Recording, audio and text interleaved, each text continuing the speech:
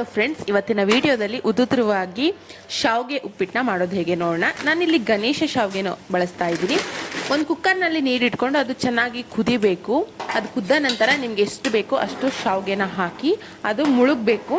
ನೀವು ಮೊದಲೇ ನೀರು ಹಾಕ್ಬಿಟ್ಟು ಶಾವಿಗೆ ಹಾಕ್ಬಿಟ್ಟು ಅದನ್ನು ಒಲೆ ಮೇಲೆ ಇಡಬೇಡಿ, ಅದು ಮೆತ್ತೆ ಆಗಿಬಿಡುತ್ತೆ. ಶಾವಿಗೆ ಉದುದ್ರವಾಗಿ ಬೇಯೋದಿಲ್ಲ. ಸ್ವಲ್ಪ ಉಪ್ಪಾಕಿ ಚೆನ್ನಾಗಿ ಕೈ ಆಡಿಸಿ 1 ನಿಮಿಷ ಸಾಕು, ಬೇಗ ಬೇಯುತ್ತೆ. ಅದನ್ನು ನೀವು ಬಸ್ಕೊಳ್ಳಿ. ಅದೇ ಒಲೆಯಲ್ಲಿ ನೀವು ಇನ್ನೊಂದು ಪಾತ್ರೆ ಇಟ್ಕೊಳ್ಳಿ ಒಗ್ಗರಣೆಗೆ. ಆ ನೀರೆಲ್ಲ ಬಸಿದು ಆ ಶಾವಿಗೆ ಇರುತ್ತಲ್ವ, ಆ ಶಾವಿಗೆನ ನೀವು ನೀಟಾಗಿ ನೀರಿಲ್ಲದೆ ಇರೋ ಥರ ಬಸಿದು ಕುಕ್ಕರ್ಗೆ ಸ್ವಲ್ಪ ತಣ್ಣೀರು ಹಾಕ್ಬಿಟ್ಟು ಆ ನೀರನ್ನ ನೀವು ಅದ್ರ ಮೇಲೆ ಹಾಕಬೇಕಾಗತ್ತೆ. ಯಾಕಂದರೆ ಬಿಸಿಯಲ್ಲಿ ನೀವು ಅದು ಒಂದಕ್ಕೊಂದು ಅಂಟ್ಕೊಬಿಡುತ್ತೆ. ಅಂಟ್ಕೋಬಾರ್ದು ಅನ್ನೋ ಕಾರಣಕ್ಕೆ ಸ್ವಲ್ಪ ತಣ್ಣೀರು ಹಾಕಿ ನಂತರ ಅದನ್ನ ಮುಚ್ಚಿಟ್ಬಿಡಿ, ಬಿಸಿಯಾಗಿ ಇರಲಿ. ಇಲ್ಲಿ ಆ ನೀರನ್ನ ನೀವೇನು ಮಾಡಿ ಅಂತ ಅಂದರೆ ಸಿಂಕ್ಗೆ ಹಾಕಿ, ಅಲ್ಲಿ ಕೊಳೆ ಕಟ್ಟಿದರೆ ವಾಸನೆ ಬಂದರೆ ಅದು ನೀಟಾಗಿ ಹೋಗುತ್ತೆ. ನಂತರ ಒಂದು ಬಾಣಲಿ ಇಟ್ಕೊಂಡಿರ್ತೀರ ಅಲ್ವಾ, ಸ್ವಲ್ಪ ಎಣ್ಣೆ ಹಾಕಿ ಅದು ಕಾಯೋಷ್ಟಲ್ಲಿ ಏನೇನು ಬೇಕು ಅಂತ ಹೇಳ್ತೀನಿ.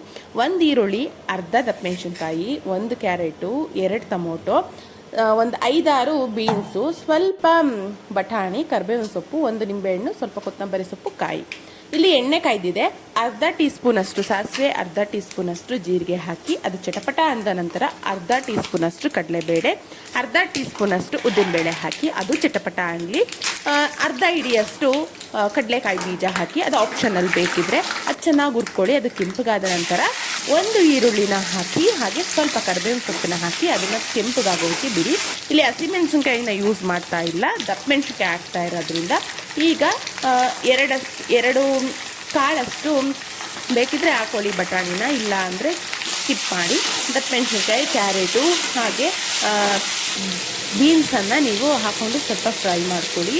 ಇದೆಲ್ಲ ಫುಲ್ಲು ಬೆಂದೋಗಿರಬಾರ್ದು, ಸ್ವಲ್ಪ ಆಫ್ ಬಾಯ್ಲ್ ಆಗಿದ್ದರೆ ಶಾವಿಗೆ ಉಪ್ಪಿಟ್ಟಿಗೆ ಮಸ್ತಾಗಿರುತ್ತೆ. ಸ್ವಲ್ಪ ಉಪ್ಪು ಹಾಕಿ, ಮೊದಲು ಉಪ್ಪು ಹಾಕಿದ್ರಿ ಶಾವಿಗೆಗೆ, ನೋಡಿಕೊಂಡು ಉಪ್ಪು ಹಾಕ್ಕೊಂಡು ಅದನ್ನು ಮಿಕ್ಸ್ ಮಾಡಿ ಅದು 1 ನಿಮಿಷ ಮುಚ್ಚಿಟ್ಬಿಡಿ, ಅದು ಬೇಯಲಿ. ಆಮೇಲೆ ಶಾವಿಗೆ ಇರುತ್ತಲ್ವ ಅದು ಹಾಕ್ಕೊಂಡು ನೀಟಾಗಿ ಮಿಕ್ಸ್ ಮಾಡ್ಕೊಳ್ಳಿ.